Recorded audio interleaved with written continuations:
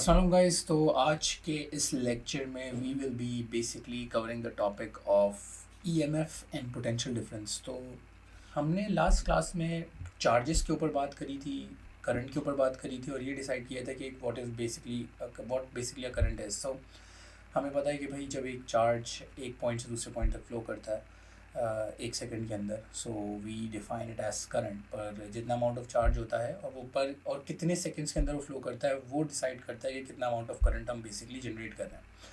हम लोगों ने ये सब कुछ एक प्रीवियस लेक्चर में रिकॉर्ड किया था, and if you want to see that lecture you guys can watch my videos again. उसके अंदर एक लेक्चर गिवन है इसके ऊपर, करंट इलेक्ट्रिसिटी के टॉपिक के ऊपर। आज हम लोग थोड़ा सा और आगे बढ़ेंगे। आज हम लोग डिस्कस करेंगे कि वोल्टेज यानी क्या होता है, वोल्टेज की टाइप्स क्या हैं, ईएमएफ क्या होता है, और ये जो टर्म है पोटेंशियल डिफरेंस ये क्या होता है। So let's start.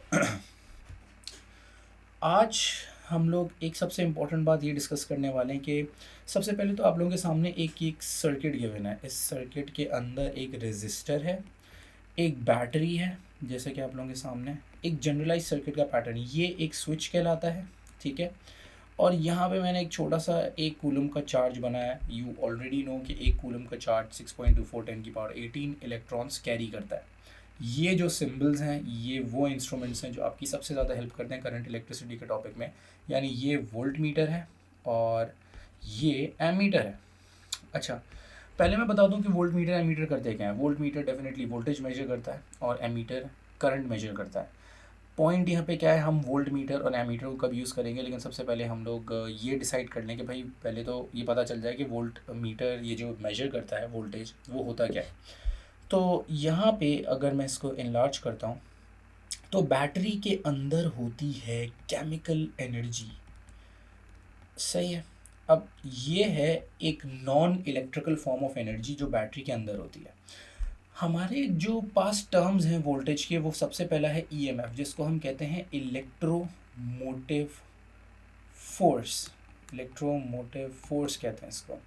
अच्छा, ये वो फोर्स होती है जो आपके इस 1 कूलम ऑफ चार्ज को पुश करती है पूरे सर्किट के अंदर, यानी पूरे सर्किट में घुमाने वाली जो ये फोर्स होती है इसको हम इलेक्ट्रोमोटिव फोर्स कहते हैं।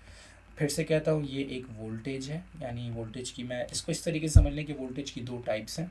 एक है ईएमएफ और दूसरी है पोटेंशियल डिफरेंस। हम अभी ईएमएफ के ऊपर बात कर रहे हैं। तो ईएमएफ क्या होता है, इलेक्ट्रोमोटिव फोर्स। बेसिकली एक सिंपल सी फोर्स होती है जो आपके 1 कूलम ऑफ चार्ज को पूरे सर्किट में घुमाएगी, यानी positive terminal of the battery से negative terminal of the battery तक लेके आएंगे। एक और बात, कभी अगर आपको रिकग्नाइज करना हो कि भाई पॉजिटिव टर्मिनल कौन सा है बैटरी का, तो जो सिंबल है बैटरी का वो ये होता है। तो जो यहाँ पे स्मॉल लाइंस होती हैं, यानी ये छोटा छोटा वाला पॉइंट ये नेगेटिव होता है और ये जो बड़ा वाला पॉइंट है ये पॉजिटिव होता है। अब यहाँ पे पर्सपेक्टिव क्या है, देखें, it's really simple to understand कि अगर हमारे पास मेटल्स के अंदर फ्री इलेक्ट्रॉन्स अवेलेबल हैं तो उन फ्री इलेक्ट्रॉन्स को एक पॉइंट से दूसरे पॉइंट पे ले जाने के लिए पीछे से हमें धक्का लगाना पड़ता है, यानी पुश करना पड़ता है। तो ये पुश कोई एक चीज़ प्रोवाइड करती है। अब वो जो चीज़ है वो बैटरी है। बैटरी अपनी केमिकल एनर्जी को यूटिलाइज करती है और उस केमिकल एनर्जी को यूटिलाइज करने के बाद वो क्या करती है, उस पूरी केमिकल एनर्जी को कन्वर्ट करती है इलेक्ट्रिकल एनर्जी में। इलेक्ट्रिकल कैसे, जब आप इसको इस तरीके से समझें कि खाना खाते हैं तो खाना खाने से आपको एनर्जी मिलती है। So you basically utilise the chemical potential energy stored inside the food and converted into your own sort of energy, यानी हीट, हमारी बॉडी की एनर्जी।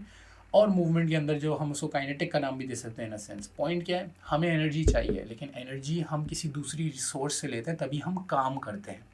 तभी यहाँ पे हम एक टर्म यूज़ करते हैं जिसको कहते हैं वर्क डन। तो इलेक्ट्रोमोटिव फोर्स बेसिकली या ईएमएफ बेसिकली क्या होता है, ये वर्क डन होता है। और ये क्या कौन करता है, ये बैटरी करती है सॉरी, ये बैटरी करती है, यानी ये वो वर्क डन है जो बैटरी करती है इस 1 कूलम ऑफ चार्ज को पूरे सर्किट में घुमाने के लिए।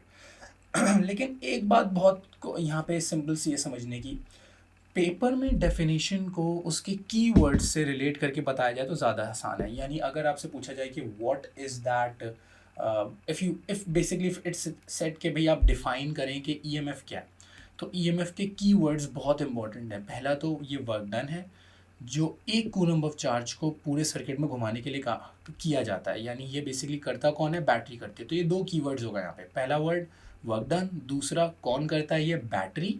और तीसरा बैटरी ये करती किस तरह है? बैटरी इस तरह करती है कि वो अपनी नॉन इलेक्ट्रिकल यानी केमिकल एनर्जी को कन्वर्ट करती है या यूटिलाइज करती है और उसको कन्वर्ट करती है इलेक्ट्रिकल फॉर्म में, यानी movement of charges from point A to point B of the circuit.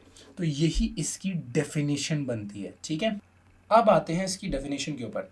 So in simple terms definition क्या है? Work done by a source, यहाँ पे सोर्स बैटरी होती है, to carry a unit positive charge along the entire circuit. ये बात याद रखनी है कि डेफिनेशन प्रॉपर होनी चाहिए। इधर हम लोग नॉन इलेक्ट्रिकल और इलेक्ट्रिकल फॉर्म वाली डेफिनेशन को भी यूटिलाइज कर सकते हैं और हम इस डेफिनेशन को भी यूज़ कर सकते हैं। तो दोनों ही अप्रोप्रिएट डेफिनेशंस हैं, पर अगर मुझे कोई बोले कि मैं कौन सी डेफिनेशन प्रेफर करूँगा तो आई वुड सजेस्ट कि it's better to go for the electrical form वाली एनर्जी यानी डेफिनेशन, जिसमें आप बताते हैं कि आप नॉन इलेक्ट्रिकल से इलेक्ट्रिकल में कन्वर्जन करते हैं, या वर्क डन तब होता है जब सोर्स अपनी नॉन इलेक्ट्रिकल फॉर्म को इलेक्ट्रिकल फॉर्म में कन्वर्ट करती है। I let you know that is well. तो अभी हम सिंपल डेफिनेशन को करते हैं। सो work done by a source to carry a unit positive charge along the entire circuit is the work done, या इसको हम कहते हैं EMF। और अब लेट्स से कि मैं आप लोगों से बोलता हूँ कि EMF की सिंपल फॉर्म अगर हम देखा जाए तो बेसिकली बैटरी का ये वोल्टेज होता है। इन सिंपल टर्म्स बैटरी के पास जो वोल्टेज लिखा हुआ होता है उसको हम EMF कहते हैं। सही है। अच्छा, ये बात याद रखनी है, सिर्फ बैटरी के पास लिखा हुआ ही वोल्टेज EMF कंसिडर किया जाता है, क्योंकि कभी कभार पेपर्स में हमारे पास जब भी हम वोल्ट मीटर लगाते हैं तो हमें वोल्टेज पता चल जाता है किसी भी कंपोनेंट के अक्रॉस का। रिमेंबर दैट्स नॉट EMF, वो पोटेंशियल डिफरेंस कहलाता है। तो यहाँ पे 2 चीज़ें हमने डिस्टिंग्विश कर दी हैं। पहली चीज़ ये कि EMF is basically the voltage of the battery and potential difference is basically the voltage across a component या मल्टीपल कंपोनेंट्स। अब आते हैं इस बात पे कि हम वोल्टेज को प्रैक्टिकल लेवल पे किस तरीके से कैलकुलेट करते हैं। तो उसके लिए हमें इंस्ट्रूमेंट्स चाहिए। तो सबसे पहला इंस्ट्रूमेंट हमारे पास वोल्ट मीटर है, फिर एमीटर है। तो हम वोल्ट मीटर को हमेशा याद रखिएगा पैरेलल में लगाते हैं कंपोनेंट्स के या बैटरी के टू कैलकुलेट वोल्टेजेस। तो अगर मैंने रेजिस्टर के पैरेलल लगाया तो ये मुझे वोल्टेज देगा जो रेजिस्टर के अक्रॉस होगा। और यही मैंने अभी एक बात रिपीट करी है कि जो वोल्टेज रेजिस्टर या कंपोनेंट के अक्रॉस होता है उसको हम पोटेंशियल डिफरेंस का नाम देते हैं। और अगर इसी वोल्ट मीटर को मैं पैरेलल में लगाऊं बैटरी के तो ये जो हमें वोल्टेज देगा उसका नाम होगा EMF। ये बात सबको क्लियर हो जानी चाहिए। अच्छा गाइज, अब आते हैं नेक्स्ट पॉइंट पर। लेट्स से कि पेपर में बोला जाता है to define the term 12 volt, यानी 12 वोल्ट ऑफ EMF। तो डू रिमेंबर, हमें पता है कि EMF basically means that it's work done to carry a unit positive charge along the entire circuit. यानी ये तो बेसिक डेफिनेशन ऑफ EMF है। लेकिन पेपर में एग्जामिनर्स आपको टेस्ट करेंगे, लाइक दे विल से कि भाई 12 वोल्ट ऑफ EMF का क्या मतलब है, 6 वोल्ट ऑफ EMF का क्या मतलब है। So in order to solve this mystery it's really simple. जो डेफिनेशन है उसको वैसे ही रखना है। अगर 12 वोल्ट लिखा है, 12 वोल्ट लिखा है तो इसका मतलब ये है कि 12 जूल का वर्क डन किया जाएगा सोर्स की तरफ से टू कैरी दैट 1 कूलम या unit positive charge across the entire circuit. ये बात याद रखनी है। सो अगर कभी ऐसी डेफिनेशन पूछी जाए कि व्हाट डज 12 वोल्ट मीन या 6 वोल्ट मीन, तो ये बात याद रखनी है कि 12 joule is basically the work done by the source to carry 1 coulomb of charge across the entire circuit. Guys, यहाँ पे अब एक बहुत इंपॉर्टेंट बात बतानी है। वो इंपॉर्टेंट बात ये है कि अगर मैं EMF और PD को डिस्टिंग्विश करना चाहता हूँ तो वो तो हमें पता चल गई ये बात कि पोटेंशियल डिफरेंस वो वोल्टेज है जो कंपोनेंट के अक्रॉस होता है और EMF वो वोल्टेज होता है जो सोर्स के अक्रॉस या बैटरी के अक्रॉस होता है। अब डेफिनेशन में इसके फ़र्क क्या आता है, इस चीज़ को हम लोग डिस्कस करते हैं। बहुत सिंपल डेफिनेशन है EMF की। तो अब अगर हम इसी डेफिनेशन को थोड़ा सा चेंज करेंगे तो ये पोटेंशियल डिफरेंस की डेफिनेशन बन जाएगा। कैसे? Work done by the source to carry a unit positive charge along the entire circuit हमारे पास होता है EMF।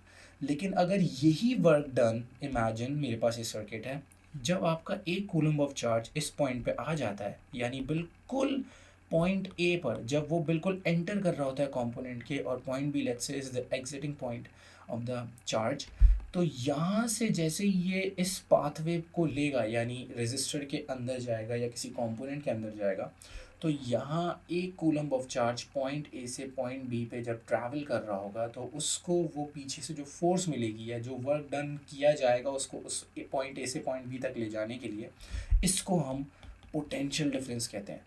यानी सेम डेफिनेशन है, it's basically work done to carry a unit positive charge across the component. यानी इस बार हम entire circuit का नाम नहीं लेते, हम कहते हैं अक्रॉस द कंपोनेंट जो काम किया जा रहा है उसको हम पोटेंशियल डिफरेंस का नाम देते हैं। तो अब होपफुली तुम लोगों को समझ में आ गया होगा कि इन दोनों डेफिनेशंस का फ़र्क क्या है। EMF is work done by the source या battery to carry a unit positive charge across the entire circuit, and potential difference is the work done to carry a unit positive charge across a component। तभी दोनों की जो voltage की values होती हैं वो थोड़ी डिफरेंट होती हैं, क्योंकि बैटरी सोर्स है और सोर्स की जो टोटल वोल्टेज वैल्यू होती है वो अलग अलग कंपोनेंट्स में डिवाइड हो रही होती है। फिर वही बात आती है कि आगे जाके हम लोग पढ़ेंगे कि भाई सीरीज़ एंड पैरेलल सर्किट्स क्या होते हैं, तो हर रजिस्टर में अलग अलग या हर कंपोनेंट में अलग अलग वोल्टेज ड्रॉप आता है, लेकिन जब हम उन सारे वोल्टेजेस को ऐड अप करते हैं तो हमें टोटल वोल्टेज जो मिलता है वो EMF के बराबर होता है। ठीक है, ओके गाइस, तो अब हम आगे बढ़ते हैं और हम लोगों ने यहाँ पे बेसिक चीज़ों को करना स्टार्ट कर दिया। हमें पता चल गया करंट क्या होता है, हमें पता चल गया वोल्टेज क्या होता है। वोल्टेज की दो सब टाइप्स होती हैं जिसको हम EMF और पोटेंशियल डिफरेंस कहते हैं। अब लेट्स से कि हम वोल्टेज से थोड़ा आगे बढ़ते हैं। जैसे कि मैंने अभी आपको एक सर्किट दिखाया था, तो सर्किट की मेजर कंपोनेंट्स क्या होते हैं, एक सोर्स होती है बैटरी, एक लेट्स से स्विच होता है, और एक कंपोनेंट होता है जो कि यहाँ पे हम जिसको अभी नाम दे रहे हैं रेजिस्टर। लेकिन यूजुअली इस रेजिस्टर की जगह हम और भी मल्टीपल कंपोनेंट्स यूज़ कर सकते हैं, like light bulbs, fans, etcetera etcetera. Point यहाँ पे क्या है, ये रेजिस्टर क्या चीज़ है तो अगर हम लोग रेजिस्टर को देखा जाए तो रेजिस्टर एक ऐसा कंपोनेंट होता है जो आने वाली यानी पीछे से आने वाली इलेक्ट्रिकल एनर्जी को वो किसी दूसरी फॉर्म ऑफ एनर्जी में कन्वर्ट करता है। Is simple is that. यानी अगर मैं लाइट बल्ब के बारे में बात करूँ, हम उसको भी एक रेजिस्टर कह सकते हैं, बिकॉज हर एक कंपोनेंट की एक इंटरनल रेजिस्टेंस होती है।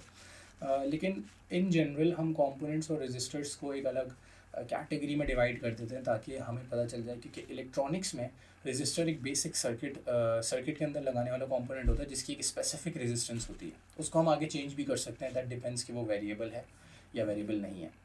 तो यहाँ पे एक बात नोट करनी है कि कंपोनेंट्स की अपनी रेजिस्टेंस होती है, ये पहला की पॉइंट है।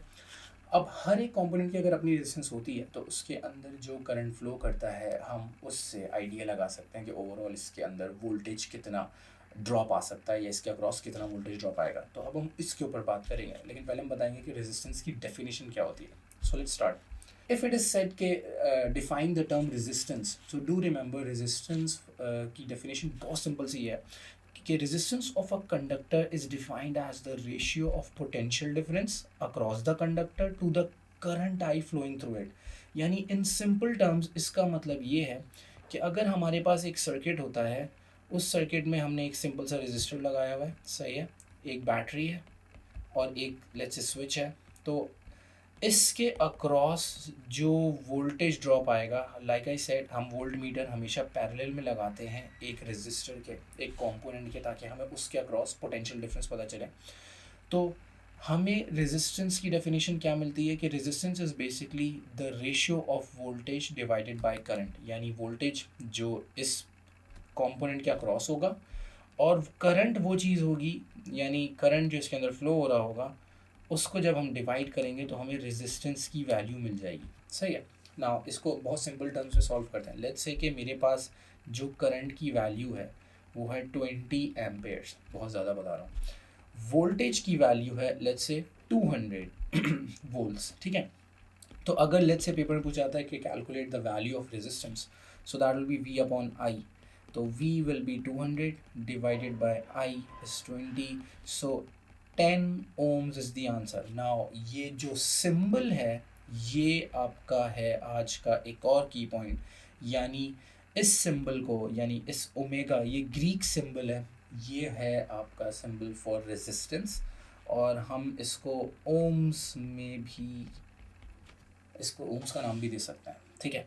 नाउ डू रिमेंबर कि हमारे पास जितनी भी रेजिस्टेंस आती है उनका स्टैंडर्डाइज नेम होता है। जैसे हमारे पास वोल्टेज है तो हम उनको वोल्ट के यूनिट में लिखते हैं वी। करंट एम्पेयर्स में लिखा जाता है। तो रेजिस्टेंस को हम ओमेगा यानी ओम्स में लिखते हैं। तो हमेशा याद रखनी है कि यूनिट्स को लिखना बहुत ज़रूरी है। अगर आपने यूनिट्स नहीं लिखे तो मार्क्स वैसे ही कट जाते हैं। सो do remember appropriate units, appropriate physical quantities या ड्राइव क्वांटिटीज़ या बेस क्वांटिटीज़ के लिए यूज़ करना बहुत नेसेसरी है। अब हम लोग आगे बढ़ते हैं। मैंने आप सबको 3 डेफिनेशंस अभी डिफ़ाइन करी हैं, एक ईएमएफ, एक पोटेंशियल डिफरेंस और एक रेजिस्टेंस। अब हम इन तीनों को एक प्रैक्टिकल सर्किट के अंदर देखते हैं कि किस तरीके से कैलकुलेशन होती है। मैंने अभी रेजिस्टेंस की एक सिंपल सी कैलकुलेशन बताई है। अब मैं आप लोगों को ईएमएफ की कैलकुलेशंस के ऊपर लेके आता हूँ, फिर हम लोग आगे बढ़ेंगे। ठीक है। सो यहाँ पे सबसे इम्पॉर्टेंट बात यह है कि हमारे पास एक जनरलाइज फार्मूला होता है ईएमएफ का। ईएमएफ का जनरलाइज फार्मूला क्या है? अगर बाय डेफिनेशन हम लोग देखते हैं तो EMF is basically the work done to carry 1 coulomb of charge across the entire circuit by it's done by the source basically. तो अगर मैं इसके फार्मूला को बनाना चाहता हूँ तो उसका फार्मूला क्या बनेगा? EMF will be equal into work done divided by the coulomb of charge या चार्ज। सिंपल सी बात है। तो अगर लेट्स से मैं इसका एक सिंपल क्वेश्चन करता हूँ कि हमारे पास फार्मूला क्या बन रहा है, E is equals to W upon Q. अच्छा, इस फॉर्मूले की एक और मैं आपको बात बता देता हूँ कि E is equals to W upon Q कुछ बुक्स में ऐसे भी लिखा आता है V is equals to E upon Q. तो इज़ द सेम थिंग, हम E की रिप्रेजेंटेशन V के फॉर्म में कर रहे होते हैं यानी EMF voltage, and work done is basically replaced by E which is energy. तो ये दोनों सिमिलर ही फॉर्मूलाज हैं, तो कभी घबराना नहीं है। ठीक है। अब हम आते हैं इस फॉर्मूला की यूटिलाइजेशन के ऊपर। So let's do a practice question guys. A battery derives a 50 coulomb of charge round a circuit. The total work done is 750 joules. What is the electromotive force of the battery? बहुत simple है। अब हमारे पास formula है E is equals to W upon Q. So W is basically work done. तो हमारे पास work done given है 750, हम इसको यहाँ लिखते हैं। और हमारे पास चार्ज की वैल्यू गिवन है which is 50 Coulomb's of charge. जब हम इन दोनों को डिवाइड करेंगे तो हमारी वैल्यू आ जाएगी 15 जूल्स पर कूलम। अब इसका एसआई यूनिट हमें लिखना है विच इज़ वोल्टेज। तो हम लोगों को वोल्ट्स, क्योंकि ये वोल्टेज है तो हम इसको वोल्ट्स की फॉर्म में लिखेंगे। तो यहाँ पे आपका बेसिक टॉपिक ख़त्म होता है ऑफ ईएमएफ, करंट यानी basically current, voltage and resistance. और हम लोगों ने करंट की कैलकुलेशंस करना सीखी थी पहली वीडियो में। दूसरी वीडियो में हम लोगों ने वोल्टेज की करना सीखी हैं। और अब हम लोग कैरी फॉरवर्ड करेंगे हम सारी चीज़ों को, यानी इसी कंसेप्ट को हम आगे लगाएंगे एक नए टॉपिक के अंदर which is what we call Ohm's law.